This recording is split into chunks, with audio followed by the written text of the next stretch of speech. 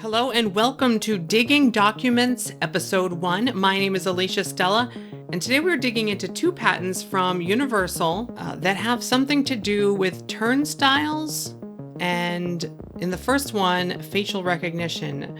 The reason that I find these patents interesting, and I've only skimmed over them now, this will be the first time I'm really digging into them, is because there was a rumor that Epic Universe, the next theme park for Orlando from Universal, would have like an open hub design. The hub is filled with shops and restaurants, almost like a city walk. So there's this theory or early rumor that the individual lands would actually have turnstiles to get into, and you would need a theme park ticket to get into Super Nintendo World or into the different lands. You could visit the hub and the restaurants for free just for parking. That's the rumor. It was an early rumor. And what's interesting about this first one is it was filed here, as you can see, in January 2020. I think it was updated or published 2021. And this patent is called Efficient Management or Facial Recognition Systems and Methods in Multiple Areas. And it definitely looks like, here in this main picture, it certainly looks like you enter the park and then you have to pass through these touchless turnstiles to get to certain areas within the park. It could be used whether to like get access, like only certain people have certain access, ostrich, or it could be just to use facial recognition to see where guests are, logging you in when you enter and then tracking you as you enter different areas. So I'm going to look through and kind of read up on what this is. Our second patent is much newer, filed just last year and published just last year. And it gets a little bit deeper. It's a completely different patent, but it gets into how you can do a touchless entry turnstile. And what's interesting about this one is it isn't only facial recognition. It has other ways of recognizing you. And that is another part of the rumor, is that supposedly Universal's backing away from the facial recognition because of the backlash against it. But that is what this original patent was about. The abstract is kind of like the summary here, and it says, let's see if we can read it really quickly. Systems and methods may increase facial recognition throughput by reducing search data as a person traverses the theme park. Systems and methods include storing facial identification data in the theme park database as guests enter a theme park and removing facial identification data in the theme park database as guests exit the theme park. In other words, it doesn't have to hold on to the information and clog up the databases. It logs it when you enter, and then it uses it and it removes it when you leave. Similarly, this approach may be implemented within each of the various areas of the theme park such that the size of the databases associated with each area of the theme park or the park only includes entries corresponding to guests in that particular area. So yeah, let's go through the pages. Oh, welcome to theme park. That's cute. Thank you for visiting theme park. Now, the rumor of an open hub at Epic Universe seems to be dying off. It was something that maybe the theme park was being designed around, or at least it was a side effect of the way they were designing the portals in and out of each land. Instead of having an open hub design where anyone can go into the hub, they could still utilize this kind of technology to have people that are staying at the back of at the hotel at the back of the park. They could maybe come into the hub, even if they didn't have a theme park pass. And then as they try to enter the theme park areas, it would be like, oh, you can't come in. You need to have a theme park pass, but please enjoy the restaurants. Thank you for staying at this expensive hotel. But it could be, an opportunity to upcharge them on getting a theme park ticket because they're so close. It's like, oh, I could see that the rides are right there. Okay. And then you go to a ticket booth inside the park. Or maybe they just make it so that you have to eat dinner in the middle of the park because they closed the theme park areas like Super Nintendo World earlier. Close it at 5 or 6 p.m. Then you can go and dine in the hub. These are theories that I've been thinking maybe they could still utilize it, but not necessarily let anyone into the hub. But this patent makes me think that that this rumor was true and that they were working on ways of doing facial recognition. Guests may enter and be provided entry into the theme park entryway, specifically as illustrated in Figure 1. The entryway may exclude a physical turnstile or similar physical traversing, counting, or control feature that can provide an impediment to traversal of the entryway. So I think I was right that these are intended to be touchless and in a way like non-team member controlled entryways. The idea was you need less staff and you don't have to have a physical turnstile. You might not even know you're walking through a turnstile. The future is touchless. So I think that was the concept for at least the entryway here. It also says that instead of having to use facial recognition techniques, the guests could have their entry credentials or an identification code or number transferred into an active wearable device. Sort of like a power-up band, a magic band, a tapu-tapu. Furthermore, the activated active wearable device may be associated with the same guest profile associated with the captured facial image stored in the computer system. Guests may opt out of using facial recognition technology of the theme park, instead opt in using alternative access grant methods such as a wearable device. Accordingly, the embodiments disclosed herein may be used by guests employing wearable devices facially. So there, even in this own patent, it says, hey, there'll be a way to opt out of it. Other biometric data may be used, such as fingerprints or other identifying aspects. Example, eye recognition. Furthermore, the computing system may receive information from guests. And then it gets into how the database may be divided into smaller databases. And here we go, we'll get into the different areas. The theme park includes various park areas. For example, the theme park may include a first park area, including a water park. Here's a water park. And a second park area, including a restaurant area, and a third park area, including ride systems. I guess that's the ride systems over here. How much do you know about lines? Okay. The park areas may include park entrances, including corresponding image capture devices. And yes, it's going to check to match this facial recognition to whoever's entering and closing and leaving. In the case of no match being determined, the computing system may add the facial image to a list of unknown images, track the guest using cameras in the park, attempt to take subsequent facial images to match the facial image to facial identification data of an existing entry in the theme park database, and or any other suitable action. If it does not match an existing entry in the theme park database, the computing system may alert security personnel. So if you're in here and you're enjoying your ostrich view and you were like, oh, I'm going to go in the water park, but you don't have water park access, somewhere around here, this guy, he knows he doesn't have access. He's running. He's like, I made it. And then security, who I think is riding down this slide, he's going to be alerted as soon as he gets done with his slide that this guy doesn't have a ticket, even though he's like, I'm going to make it down to the slide. In another example, the restaurant area may include an image capture device to facilitate payment for the food.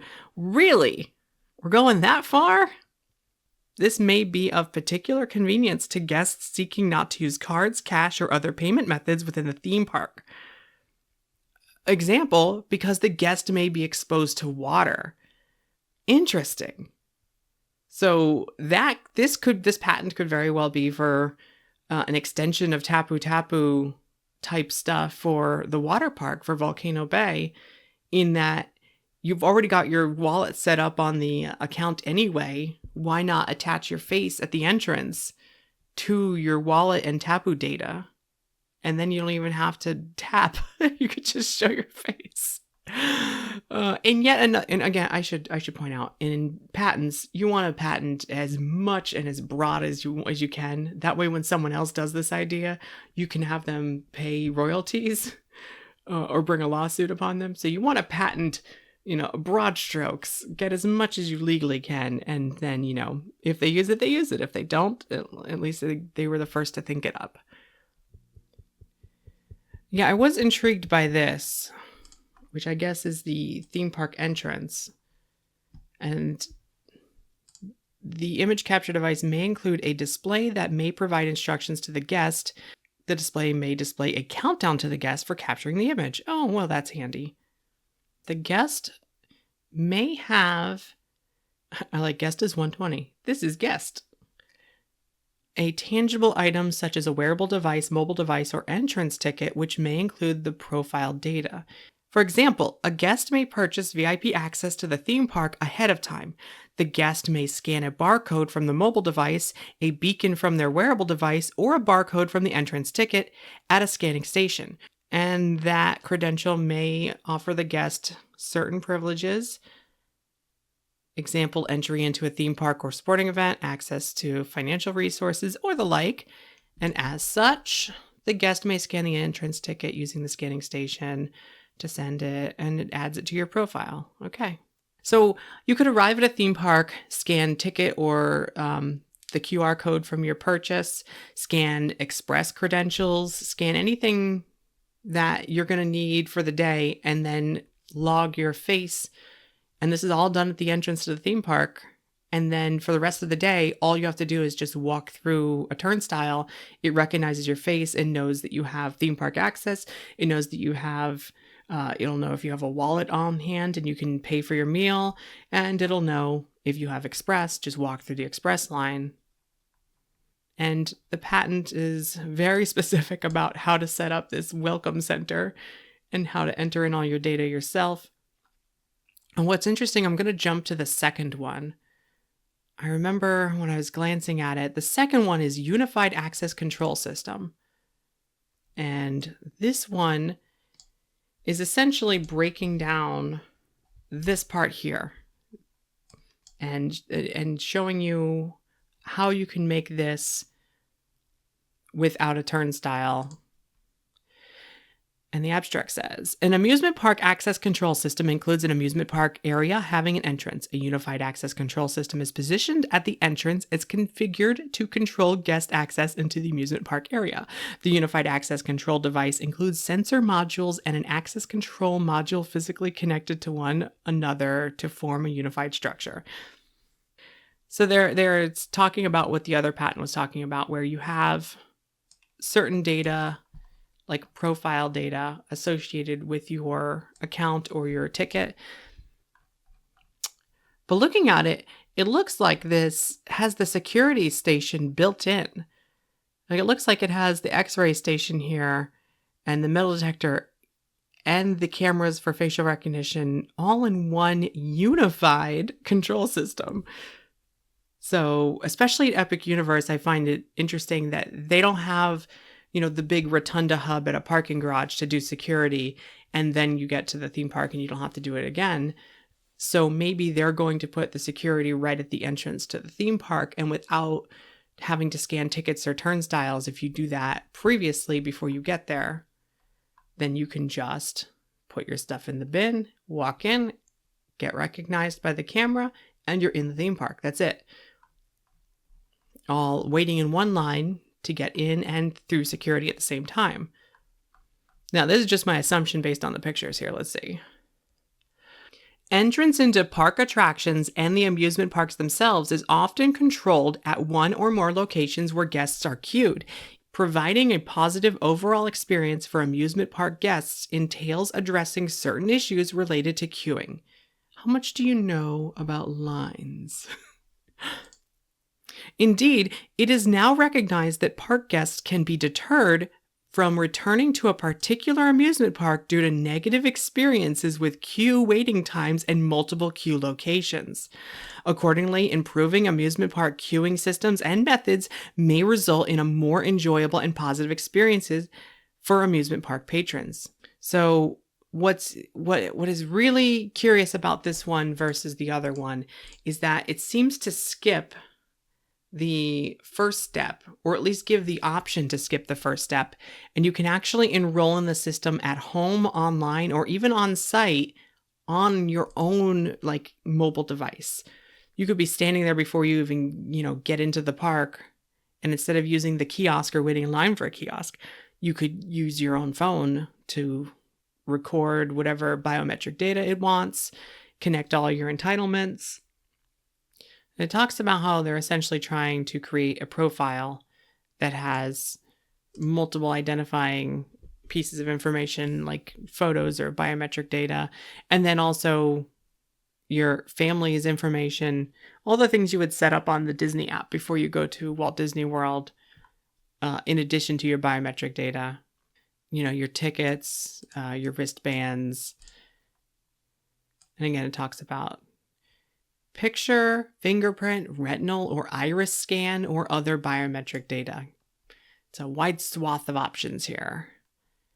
But it's all about allowing the guest to access a particular area or not in an efficient manner, combining all their information into one thing instead of having a separate set of data for tickets, a separate set of data for express, and so on and so forth.